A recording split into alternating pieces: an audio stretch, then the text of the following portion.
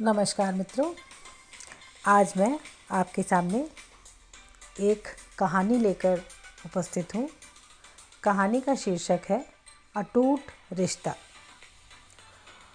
कृष्णा का मन घबराहट से बेचैन था। मदन जी अस्पताल के ऑपरेशन थिएटर में थे। दिल का दौरा पड़ा था उन्हें। किसी तरह विशाल की मदद से वो उन्हें यहाँ तक लाई थी। उनकी सर्जरी चल रही थी और कृष्णा जी बार बार आंखें बंद कर हाथ जोड़कर उनकी सलामती की प्रार्थना कर रही थी। तभी डॉक्टर ने आकर ऑपरेशन संपन्न होने की सूचना दी। अभी वो बेहोश थे और मिलने की अनुमति भी नहीं थी। विशाल ने उन्हें घर चलकर आराम करने की सलाह दी, पर उनका मन नहीं मान रहा था। विशाल ने समझाया कि शाम तक मिलने की अनुमति नहीं है। शाम को वो लोग फिर से आ जाएंगे। अभी यहाँ कमरा भी नहीं मिला है। बड़ी मुश्किल से स्वयं को समेटकर वो विशाल के साथ घर आ गईं। निढाल सी बेड पर लेट गई थी वो। विशाल की पत्नी ने बड़ी मिन्नतों से उन्हें कुछ खिला पिला दिया। विशाल पिछले वर्ष ही उनके घर के प्रथम तल पर किराएदार की हैसियत से रहने आया था।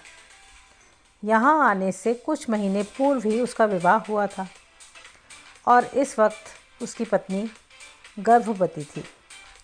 फिर भी इस संकट की घड़ी में दोनों पति पत्नी उनका संबल लगातार बने हुए थे। लेटे लेटे पुराने दिनों की याद में खो गई कृष्णा। कृष्णा और मदन जी बचपन से एक ही मोहल्ले में रहते थे। दोनों हम उम्र थे और पहली से 5वीं कक्षा तक साथ भी पढ़े। दोनों के परिवारों में भी मित्रता थी और एक दूसरे के घर आना जाना भी था। इसलिए दोनों बच्चों में भी गहरी दोस्ती हो गई। जमाना पुराना था और दोनों ही परिवार रूढ़िवादी। 6ठी कक्षा में आते ही कृष्णा को कन्या पाठशाला में दाखिला दिलवा दिया गया। दोनों का स्कूल तो अलग हुआ ही, कुछ दिनों बाद साथ खेलने पर भी प्रतिबंध लग गया। अब मोहल्ले में लड़कियों और लड़कों के अलग गुट बन गए थे। परंतु मौका पाकर कृष्णा और मदन आपस में बात कर ही लेते। किशोरावस्था में आते आते दोनों एक दूसरे के प्रति अजीब सा आकर्षण भी महसूस करने लगे। अब तो दूजे को देखे बिना जैसे चैन ही नहीं आता था। बंदिशें बहुत थी, लेकिन आंखें चार करने का अवसर मिल ही जाता था। कक्षा एक ही होने से कभी कभी पुस्तकों के आदान प्रदान का बहाना ढूंढ लेते। उस पुस्तक के अंदर गुलाब के फूल और पत्र भी होते थे। ये घर वाले कभी समझ नहीं पाए। कुछ वर्षों तक ऐसे ही चलता रहा। अब कृष्णा 19 की हो चुकी थी और बीए के अंतिम वर्ष में थी। घर वालों ने रिश्ते देखना प्रारंभ कर दिया था। मदन को वकालत की पढ़ाई करनी थी और 5-6 बरस से पहले विवाह के बारे में वो नहीं सोच सकते थे। घर वालों को इतने सालों तक टालना कृष्णा जी के बस की बात नहीं थी। वैसे भी उस जमाने में लड़कियों का अपने विवाह के विषय में कुछ भी बोलना अभद्रता मानी जाती थी। मदन भी अपने परिवार वालों से कुछ नहीं कह सके। वो ये जानते थे कि एक तो दोनों की जाति अलग, दूसरे कृष्णा 2 माह बड़ी भी थी, और तीसरी व सबसे महत्वपूर्ण बात ये कि मदन अभी अपने पैरों पर नहीं खड़े थे।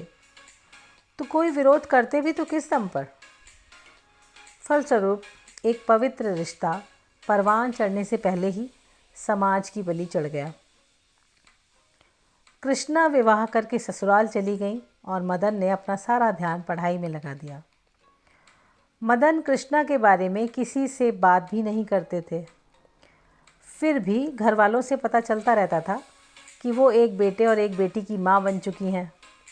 कभी कृष्णा मायके आती और गलती से सामने पड़ जाती तो भी मदन उनका हाल तक नहीं पूछते थे। वो भी नज़रें चुरा लेती, पर दोनों के ही दिल में टीस अब भी बाकी थी। मदन अब तक वकालत की दुनिया में कदम जमा चुके थे और उनके लिए बहुत अच्छे घरों से रिश्ते भी आ रहे थे कि एक हादसा हो गया। कृष्णा के पति का अचानक देहांत हो गया। 7 बरस के वैवाहिक जीवन का अंत हो गया। उस समय कृष्णा का बेटा 5 साल का व बेटी 3 साल की थी। ससुराल वालों ने बेटा खुद रखकर कृष्णा को बेटी के साथ मायके भिजवा दिया। कृष्णा के पिताजी भी तब तक नहीं रहे थे। भाई भाभी के परिवार में वो एक अनचाहे मेहमान की तरह रहने आ गई। हाँ, माँ अवश्य थी जो उसका दर्द समझ पाती थी, पर वो तो स्वयं ही बेटे बहू पर निर्भर थी। पति का अकस्मात जाना दुर्भाग्य था, पर कृष्णा को सबसे ज़्यादा जो बात खाई जा रही थी वो ये कि उनका बेटा उनसे छीन लिया गया था। वो सारा दिन रोती। मदन को अपने परिवार से जब यह सब पता चला तो वो स्वयं को रोक न सके और कृष्णा से मिलने आए। उन्हें देखकर कृष्णा भी स्वयं को संभाल ना सकी और उनके कंधे पर सिर रखकर फूट फूट कर रोई। वो बस यही कह रही थी कि उसको ही उसका बेटा दिला दो उन्हें। मदन से उनकी दशा देखी नहीं जा रही थी और उन्होंने कृष्णा से बेटा वापस दिलाने का वादा किया। यहाँ उनका रुतबा काम आया और बिना किसी केस के ही कृष्णा के ससुराल वालों ने बेटा लौटा दिया, क्योंकि वे भी जानते थे कि बेटा तो कानूनी रूप से माँ को ही मिलेगा। ऊपर से एक नामी वकील कृष्णा के साथ है। यह कृष्णा के ऊपर एक बहुत बड़ा उपकार था मदन का। इसके बाद मदन का उनके घर प्रायः रोज़ ही आना जाना प्रारंभ हो गया। मदन का दबा हुआ प्यार फिर से मुखरित होने लगा। कृष्णा पूरा संयम बरतती, परंतु मदन को देखकर उनका चेहरा खिल उठता और यह बात किसी की नज़रों से छिप नहीं पाती थी। वैसे भी ऐसी बातों पर लोगों की इंद्रियां अधिक सक्रियता से काम करने लगती हैं। शीघ्र ही उन दोनों का प्रकरण मोहल्ले भर के मनोरंजन का विषय बन गया। कृष्णा के भाई भाभी ने कृष्णा से मदन को घर में आने से मना करने को कहा। मदन के घर वाले भी जल्दी लड़की पसंद करने को जोर डालने लगे थे। इसी बीच मदन ने घर वालों से कृष्णा से शादी करने की बात कह के एक बड़ा धमाका कर दिया। कृष्णा ने पहले तो मना किया था, पर अंत में मदन उन्हें मनाने में कामयाब रहे। कृष्णा की माँ कह नहीं पा रही थी, पर वो इस बात से मन ही मन बहुत प्रसन्न थी। भाई भाभी ने दुनिया वालों की दुहाई अवश्य दी, पर उन्हें भी कृष्णा व बच्चों के बोझ से मुक्ति मिलती नजर आ रही थी। परंतु मदन के घर वाले तो इस रिश्ते पर मोहर लगाते भी तो कैसे?